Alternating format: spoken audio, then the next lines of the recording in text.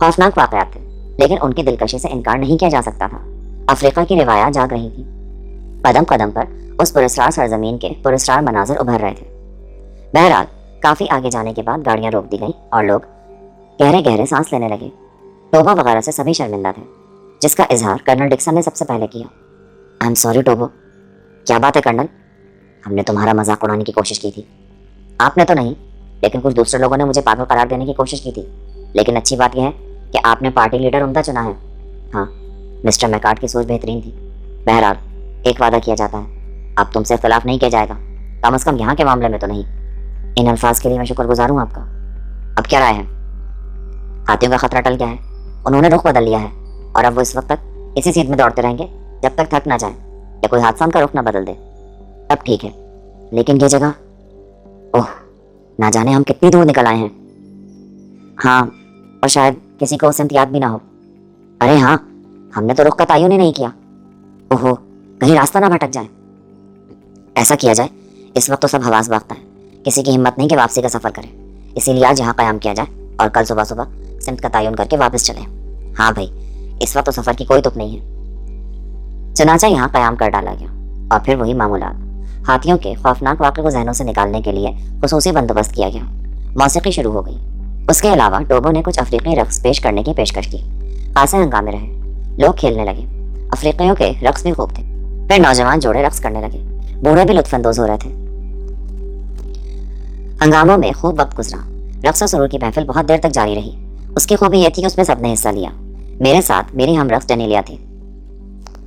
Mister ہیگلے اور میکارٹ تو دیر تک رقص کا مقابلہ کرتے رہے، اور پھر جب تاریکی پھیل گئی تو یہ طوفان تھما۔ بس بھائی، اب ختم کرو، میکارٹ نے کہا۔ زندگی بچ جانے کی خوشی اتنی مختصر نہیں ہوتی انکل، کوئی لڑکی بولی۔ لیکن میرے بچے، اب رات ہو گئی ہے، ہم مشعلیں جلا لیں گے نا، میکنا نے کہا۔ وہ ایک خوشرو نوجوان تھا۔ بس بھائی، میرا خیال اب بند ہی کیا جائے، ہیگلے نے کہا، اور سب کی رائے یہی تھی کہ رقص وغیرہ اب بند کر دیا جائے، کیونکہ سبھی تھک گئے تھے۔ سب اپنے اپنے کاموں میں مصروف ہو گئے۔ نواب صاحب نے مجھے پکڑ لیا اور اپنے ٹرالر میں لے گئے۔ بیٹھو سرفراز، آج کی مہم میں تمہارا کردار نمایاں رہا ہے۔ کیا کوئی غلطی ہو گئی مجھ سے؟ ارے نہیں بھائی، اب ایسا بھی نہیں ہے، تم لوگوں نے تو سب کی زندگی بچائی ہے۔ ایسی کوئی بات نہیں نواب صاحب، ایک بات کا مجھے شدت سے احساس ہو رہا ہے۔ وہ کیا؟ مجھے یقین ہے ہم راستہ بھٹک گئے ہیں۔ اوہ، اور یہ بات کافی پریشان کرے گی۔ تم اس سلسلے میں کیا مدد کر سکتے ہو؟ میرا تو خیال ہے کہ کچھ بھی نہیں، مجھے ان جنگلوں کا کوئی تجربہ نہیں ہے، ساری جگہیں ایک جیسی لگتی ہیں۔ بہرحال دیکھنا یہ ہے کہ دوسرے لوگ کیا کرتے ہیں۔ ویسے نہ جانے کیوں میری چھٹی حس کہہ رہی ہے کہ مشکلات پیدا ہو گئی ہیں۔ ثابت قدمی سے کام لے نواب صاحب، جو ہوگا دیکھا جائے گا۔ اللہ تمہیں خوش رکھے سرفراز، بخدا تمہاری موجودگی سے مجھے اس قدر تقویت ملتی ہے کہ میں اسے بیان نہیں کر سکتا۔ البتہ کوثر کی طرف سے مجھے دکھ ہے۔ کیوں؟ خیریت؟ جنگلوں کی آب و ہوا نے اسے پھر جنگلی بنا دیا ہے۔ اگر بات میرے بارے میں ہے تو آپ اس کی بالکل پرواہ نہ کریں۔ سرفراز بیٹے، اب میں تم سے کیا کہوں، تم اتنے نفیس انسان ہو کہ دل کی بات تم سے چھپائے نہیں چھپتی۔ فرمائیے نواب صاحب۔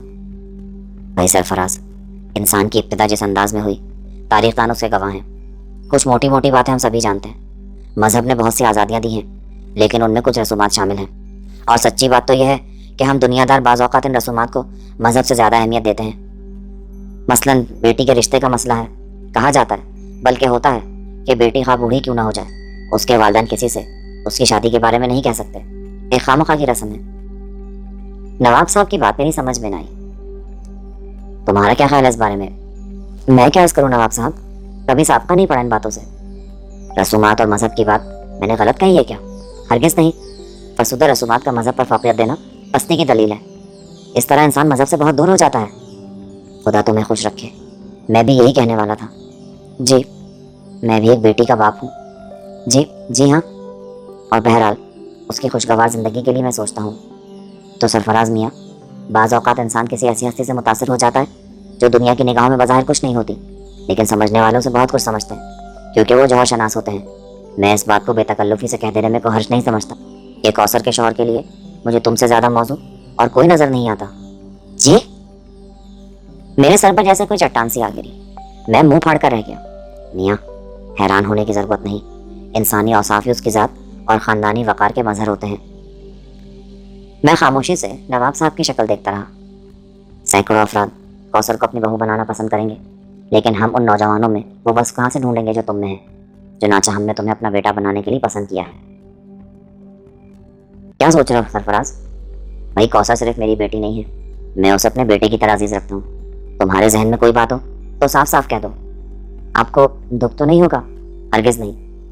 غور کریں، کیا میرا کوثر بیوی سے یہ رشتہ کسی طرح ممکن ہے؟ ممکن تو ہے۔ کیا آپ کو احساس نہیں ہے کہ وہ مجھے ناپسند کرتی ہیں؟ میرا اندازہ ہے کہ تمہارا خیال غلط ہے۔ جی ہاں بیٹے، تھوڑی بہت دنیا میں نے بھی دیکھ رکھی ہے، وہ تمہیں ناپسند نہیں کرتی، یہ میرا تجربہ کہتا ہے۔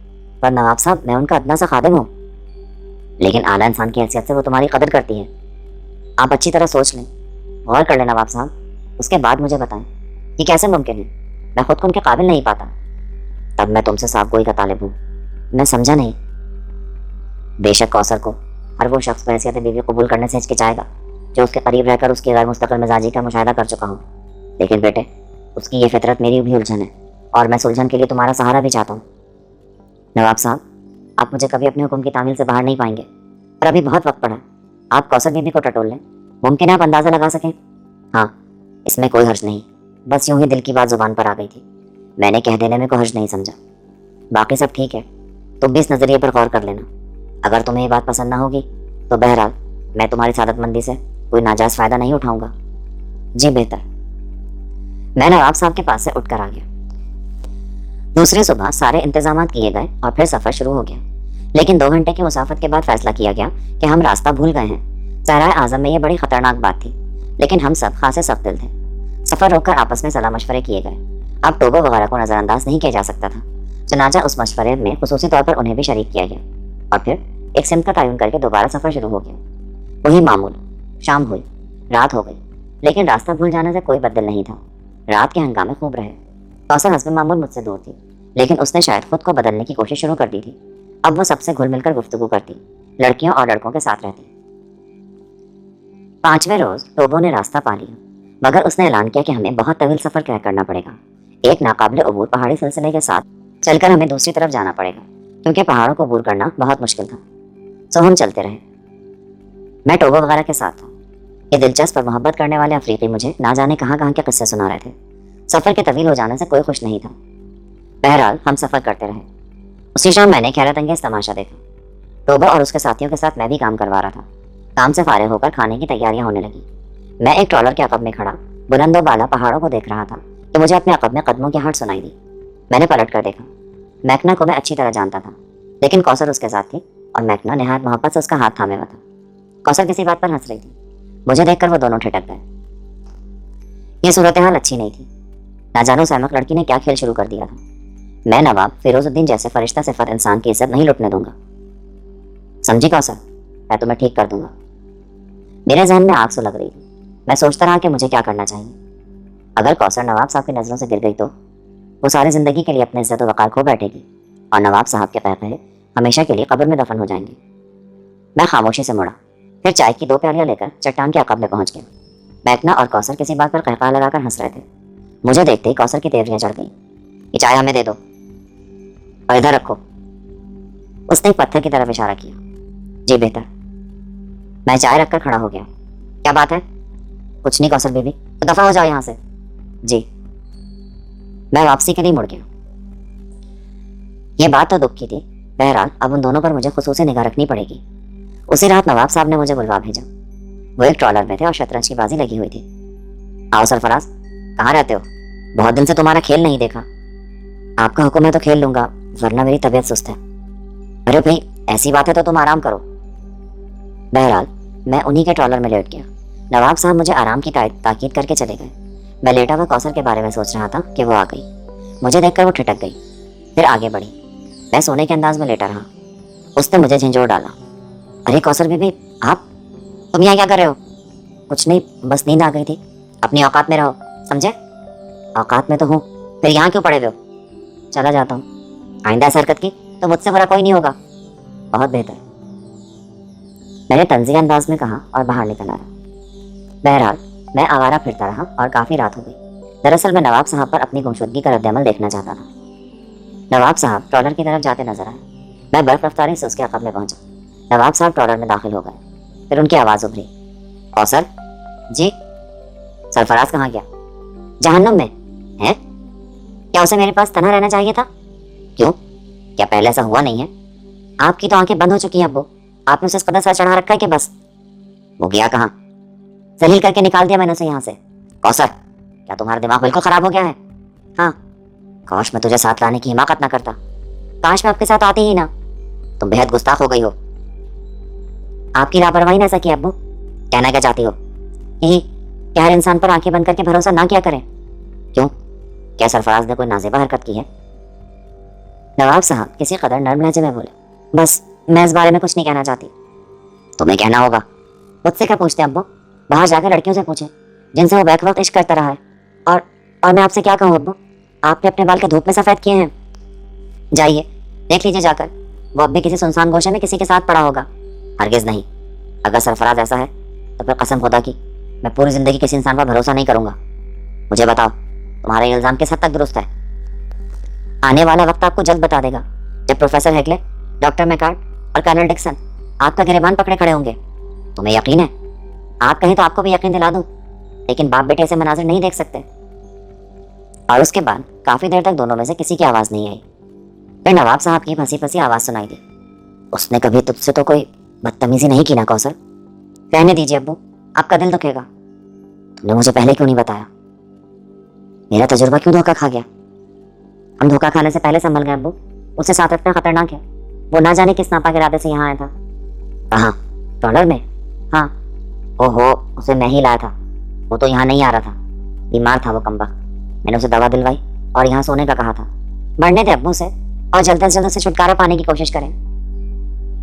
उसके बाद काफ़ी देर तक दोनों में से किसी की आवाज़ नहीं आई। मेरे हलक में गोला सा उठ रहा था।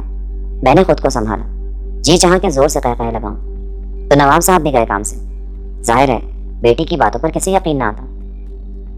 फिर मैं एक जीप में घुसकर सो गया, बेफिक्री की नींद। जो होगा देखा जाएगा। दूसरी सुबह मैं जानबूझकर नवाब साहब के सामने गया, लेकिन उनके रवैये में नुमाया तब्दीली थी। सफ़र शुरू हो गया, लेकिन बहरहाल नवाब साहब ने कोई फौरी कार्रवाई नहीं की। उस दिन उनसे कोई बात ना हुई। उस शाम जिस जगह क़याम किया गया वो काफ़ी सरसब्ज थी। एक छोटा सा पहाड़ से झरना बह रहा था, जिसने हरियाली पैदा कर दी थी। मौसम भी खुशगवार था। सयाफामों पर आज मस्ती तारी थी। उन्होंने फिर गाने बजाने का इंतज़ाम किया। मैं भी उनके साथ बहुत सरगर्मी से शरीक था। नौजवान पी रहे थे, बहुत से बूढ़े भी उनमें शामिल थे, लेकिन नवाब साहब उदास थे। तब मैंने कौसर को मैकना के करीब देखा। वो झुककर उससे कोई बात कर रहा था। कौसर मजबूरी के आलम में यहाँ से उठी। तारीकी फैल चुकी थी। मैंने महसूस किया कि मैकना किसी कदर नशे में था। उसने कौसर का बाजू थाम रखा था, लेकिन कौसर ने कोई मदाखलत नहीं की। मेरा माथा ठनका और मैं छुपकर उनके पीछे चल पड़ा। मैकना कौसर को काफ़ी दूर झरने के करीब ले गया। मैं उनका पीछा करता हुआ वहाँ गया। मैकना ने कौसर के शानों पर हाथ रखकर उसे बिठा दिया। मुझे इस जगह से वहशत हो रही है मिस्टर मैकना। अभी दूर हो जाएगी डार्लिंग। ये देखो, कल आया हूँ तुम्हारे लिए। क्या है ये? शराब। कौसर ने खड़े होने की कोशिश की। अरे बैठो तो सही। तुम ये तो मेरे लिए लाए हो? हाँ, इससे तुम्हारी आंखों का खुमार दो अच्छा हो जाएगा। इसकी थोड़ी सी मिकदार तुम्हें ना जाने कहाँ से कहाँ पहुँचा देगी।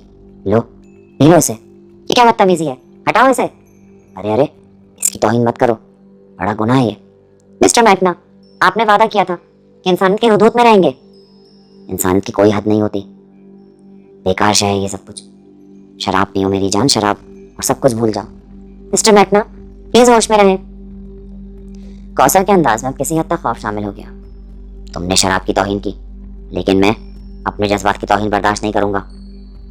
मुझे जाने दो मैकना, तुम होश में नहीं हो। फजूल बातें मत करो, चलो आओ। छोड़ दो मुझे, वरना अच्छा नहीं होगा। मेरे लिए अब मदाखलत करना जरूरी हो गया था। मैंने झांक कर देखा तो मैकना कौसर को गिराकर उसे दबोचे का था। मैकना, मैंने सर्द लहजे में उसे पुकारा और वो उछल पड़ा। उसने गर्दन घुमाकर मेरी तरफ देखा और फिर कौसर परे हट गई। ओह मिस्टर सरफराज, हमें इस वक्त डिस्टर्ब मत करो, चले जाओ यहाँ से। मिस्टर मैकना, तुम वापस आ जाओ। तुम गधे के बच्चे, मैं तुमसे कह रहा हूँ भाग जाओ यहाँ से, वरना मैं तुम्हारा दिमाग दुरुस्त कर दूंगा। तुम यहाँ क्यों आए हो? तुम भी किसी ऐसी गोशे में किसी के साथ चले जाओ। क्या आज कोई नहीं मिली तुम्हें? कौसर जहरीले लहजे में बोली। हाँ देखो ना डार्लिंग, ये बिला वजह हमारे दरमियान आ गया। तुम अभी तक यहाँ खड़े हो? मैंने घुर्राते हुए कहा। वो तुम कुतिया के बच्चे, यूं नहीं मानोगे। मैकना मेरे ऊपर हमलावर हो गया। میں نے اس کے گھونسے کو خالی دیکر ایک زوردار مکہ اس کے بائیں گال پہ رسید کیا۔ وہ لڑکھڑایا، پھر چت گر پڑا۔ اب میرے اوپر جنون طاری ہو گیا۔ میں نے اس کی کمر پر ٹھوکر رسید کی، اسے گریبان سے پکڑ کر اٹھایا اور دوسرے گھونسے پر اس نے 2 قلع بازیاں کھائیں اور پھر نیچے گر پڑا۔ کوثر خاموش کھڑی تھی۔ میکنا بہت ہی کمزور نکلا، میرے 3-4 گھونسوں پر حواس چھوڑ بیٹھا۔ اس کا گال پھٹ گیا تھا اور جسم کے بہت سے حصوں پر چوٹیں لگی تھیں۔ میں نے اسے آخری ٹھوکر رسید کی اور پھر کوثر کی طرف مڑا۔ آؤ۔ میں نہیں جاؤں گی۔ یہاں کیا کرو گی؟ اس کے ہوش میں آنے کا انتظار کروں گی۔ نہیں کوثر، جذبات کے ہاتھوں اس حد تک پہنچ جانا اچھی بات نہیں ہے۔ یہ میرا ذاتی معاملہ ہے۔ نہیں کوثر، یہ میرے مالک کی عزت کا معاملہ ہے۔ تم بے غیرت ہو، اس عزت کی بات کر رہے ہو جسے تم لوٹنے پر تلے ہوئے تھے۔ میری مرضی، میں جسے پسند کروں۔ یہ ہوش میں آئے گا تو میں خود کو اس کے حوالے کر دوں گی۔ اور اچانک میرا ہاتھ گھوم گیا۔ وہ زوردار ہاتھ مارا کوثر کے تو اسے زندگی بھر یاد رہے گا۔ کوثر ایک طرف جا کر گر پڑی۔ میں جھکا اور اسے باروں سے پکڑ کر کھڑا کر دیا۔ نواب صاحب کی عزت ایسے برباد نہیں ہوگی، سمجھی؟ وہ سہم کر رونے لگی۔ چلو اس طرف سے گھوم کر اپنے ٹرالر میں پہنچو۔ تم مجھے نہیں روک سکتے، سمجھے؟ اب میری بھی یہی ضد ہے۔ یہ بات ہے تو میں میکنا کو زندہ نہیں چھوڑوں گا۔ میں تمہیں قتل کر دوں گی۔ جاؤ۔ میں گھرایا تو وہ ٹرالر کی طرف بھاگ گئی۔ میرا ذہنی ہیجان عروج پر تھا۔ میں کوثر کو اچھی طرح جانتا تھا۔ وہ خراب نہیں تھی لیکن بے حد ضدی تھی، اور اس ضد میں وہ سب کچھ کر سکتی تھی۔ چنانچہ مجھے اب کوئی حل سوچنا ہی تھا۔ میری طرف سے جائے جہنم میں سب لوگ۔ ان لوگوں نے مجھے محدود کر دیا تھا، میں ان کے درمیان الجھ کر رہ گیا تھا۔ اب مجھے ان کے درمیان سے نکل جانا چاہیے تھا۔ نواب صاحب کی شرافت نے مجھے آج تک روکے رکھا تھا، اور بہرحال یہاں تک آنے کے لیے میں ان کا احسان مند بھی تھا۔ اس کے علاوہ اور کیا تھا؟ میں آوارہ بھٹک رہا تھا، سوچے عروج پر تھی کہ ڈینیلیا مل گئی۔ او سرفراز، کہاں تھے تم؟ ڈینیلیا، میں بہت فکر مند ہوں، مجھے نہیں بتاؤ گے؟ تم ایک ہمدرد لڑکی ہو، میں تمہارا احسان مند رہوں گا۔ میں ڈینیلیا کو لے کر ایک سنسان حصے میں پہنچا۔ ہم دونوں پتھروں پر بیٹھ گئے۔ بتاؤ کیا بات ہے؟ میں نے ڈینیلیا کو شروع سے لے کر آخر تک ساری کہانی سنا دی۔ معاملہ تو واقعی سیریس ہے، مجھے کسی کی پرواہ نہیں، بس کوثر رسوا ہو جائے گی۔ اور میکناز بہرحالت میں زخمی ہونے کی وجہ تو بتائے گا؟ ہاں۔ تب پھر ہم ایک کام کرتے ہیں سرفراز۔ کیا؟ میرے ساتھ تعاون کرو گے؟ پلان کیا ہے تمہارا؟ وعدہ کرو، منع تو نہیں کرو گے؟ نہیں، مجھے تم پر اعتماد ہے۔ ڈینیلیا کھڑی ہو گئی۔ اس نے اچانک اپنے بال بکھرا لیے، کپڑے پھاڑ دیے۔ میں حیران رہ گیا۔ ڈینیلیا نے اپنے ہی ناخن سے اپنے بدن پر کچھ خراشیں لگائیں اور پھر میری طرف دیکھ کر مسکرائی۔ اب ہم میکارڈ کے پاس چلیں گے۔ میں اسے بتاؤں گی کہ میکنا نے شراب کے نشے میں ڈوب کر میرے ساتھ بدتمیزی کی۔ اگر مسٹر سرفراز عین وقت پر مجھے نہ بچا لیتے تو نہ جانے وہ میرے ساتھ کیا سلوک کرتا۔ میں دنگ رہ گیا۔ میرے اوپر کوئی اثر نہیں پڑے گا، البتہ کوثر کی عزت محفوظ رہے گی۔ ڈینیلیا، تم اوہو، تم دوست ہو میرے، دوستی تو نبھانی ہے نا، چلو آؤ۔ پھر میکارڈ، کرنل ڈکسن اور پروفیسر ہیگلے کے سامنے ڈینیلیا نے زبردست ڈرامہ کیا۔ اس نے رو رو کر اپنی مظلومت کی کہانی سنائی۔ سب لوگ غصے میں آ گئے۔ کہاں ہے میکنا؟ بے ہوش پڑا ہے منحوس، مسٹر سرفراز نے اس کا دماغ ٹھکانے لگا دیا۔ پھر سب کے سب غصے میں بھرے ہوئے میرے اور ڈینیلیا کے ساتھ اس مقام کی طرف چل پڑے جہاں میکنا بے ہوش پڑا تھا۔ میکنا کی حالت دیکھ کر ان کا غصہ تشویش میں بدل گیا۔ اس کی حالت بہت خراب تھی۔ بہرحال سب نے مل کر اسے اٹھایا اور کیمپ لے آئے۔ اس کی ڈریسنگ وغیرہ کر دی گئی۔ یہ بات چھپ نہ سکی اور میکنا کے ساتھی بھی آ گئے۔ یہ بھی چند سرفرے نوجوان تھے۔ یہ ہمارا آپس کا معاملہ تھا، سرفراز کو مداخلت کی کیا ضرورت تھی اس میں؟ ایک نوجوان بولا۔ کسی کی عزت پر بنی تھی تو یہ آپس کا معاملہ کیوں ہوا؟ ڈاکٹر میکارڈ نے کہا، میکنا کے لیے سزا ضروری ہے، لیکن سزا دینے والا سرفراز کون ہوتا ہے؟ اسی نے ڈینیلیا کی عزت بچائی تھی، روک دینا کافی تھا، زخمی کیوں کیا گیا اسے؟ میں نے اس پر احسان کیا ہے، ورنہ اسے قتل بھی کر دینا ضروری تھا۔ کان کھول کر سن لو سب لوگ، اگر میکنا کو کچھ ہو گیا نا تو اچھا نہیں ہوگا۔ اور کان کھول کر سن لو تم سب لوگ بھی، اگر کیمپ میں آئندہ کوئی حرکت ہوئی تو حرکت کرنے والے کو سزائے موت ہوگی، دیکھ لیں گے ہم بھی، انہوں نے کہا، اور پھر وہ بے ہوش میکنا کو اٹھا کر اپنے ساتھ لے گئے۔ صورتحال درست نہیں تھی۔ تمام ذمہ دار افراد سر جوڑ کر بیٹھ گئے۔ ان میں نواب صاحب بھی شامل تھے، انہیں خاص طور سے بلایا گیا تھا۔ لیکن تم وہاں کیا کرنے گئے تھے؟ نواب صاحب نے پہلی بار خشک لہجے میں مجھے مخاطب کیا۔ میں نے چونک کر ان کی شکل دیکھی۔ کیا مجھ سے غلطی ہوئی ہے نواب صاحب؟ مجھے جواب دو اس بات کا، تم ڈینیلیا کے تعاقب میں وہاں کیوں گئے تھے؟ میں کسی کے تعاقب میں نہیں گیا تھا، اتفاق سے ادھر جا نکلا تھا۔ مجھے اس بات سے اختلاف ہے میکارڈ۔ کیا مطلب؟ میکارڈ حیرت سے بولا، یہ رقابت کا معاملہ بھی ہو سکتا ہے، پر لڑکی نے تو یہی بتایا فیروز الدین۔ تب بھی سزا دینے کا حق سرفراز میاں کو نہ تھا، میں نے اسے سزا نہیں دی، صرف ڈینیلیا کو بچایا ہے نواب صاحب، میں تمہیں اچھی طرح جانتا ہوں۔ नवाब साहब सर्द लहजे में बोले और मैं खामोश हो गया। बहरहाल फिर मैं वहाँ से चला आया। अब मैं संजीदगी से सोच रहा था कि इन लोगों को छोड़ दूँ, यहाँ की फिजा भी खराब हो गई है और बहरहाल मुझे इनसे अलहदा होना ही था।